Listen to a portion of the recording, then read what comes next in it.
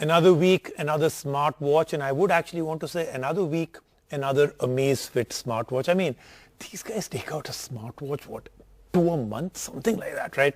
Now, this is their GTS too. The GTS was one of their more famous ones.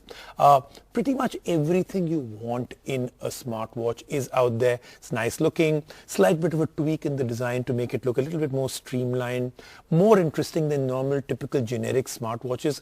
Very, very light, yet has a good battery life.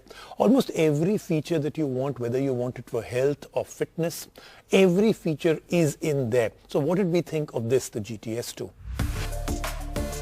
With the smartwatch market picking up pace these days, there is a frenzy of new devices in the market today. In the middle of this, Xiaomi decided to introduce refreshed versions of its existing lineup of GTR and GTS smartwatches. While we've already reviewed the GTR 2, this week on the show we're all set to check out the latest GTS. So what are the upgrades in this smartwatch beyond the obvious facelift? Let's find out in our review. Amazfit has carried forward the design language from the original GTS on this smartwatch. We get to see a familiar square-shaped dial on the watch supporting a 3D curved display. Admittedly, the bezels have been shrunk down and the watch definitely looks premium. At just about 40 grams, the watch feels super light on the wrist and the nylon straps sit comfortably without causing any trouble. Shifting our focus to the smartwatch now, on the front we get a 1.39-inch AMOLED display encased in an aluminium alloy.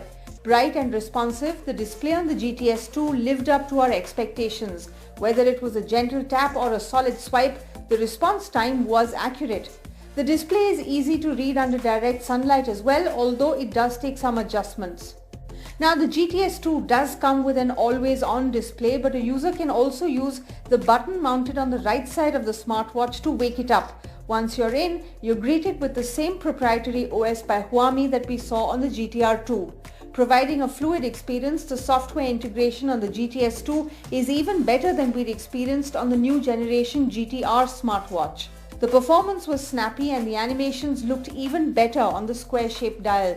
There are also some personalization options available on board, like multiple watch faces to choose from and setting up reminders. Where GTS 2 absolutely shines is the buffet of sensors that Xiaomi has loaded on it. There is a highly accurate heart rate monitor that comes in handy when you exercise.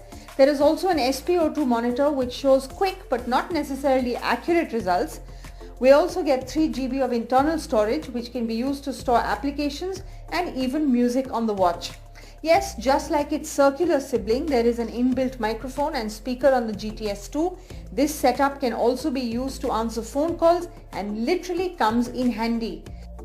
In classic Xiaomi fashion, the application to connect the GTR 2 with our smartphone is the Zepp Fit app. With its neat and tidy UI, the application shows comprehensive data about our fitness regimen along with maintaining logs for our sleep cycle and stress. The app, although in limited capacity, gives access to some more customization options like downloading more watch faces and changing notification settings.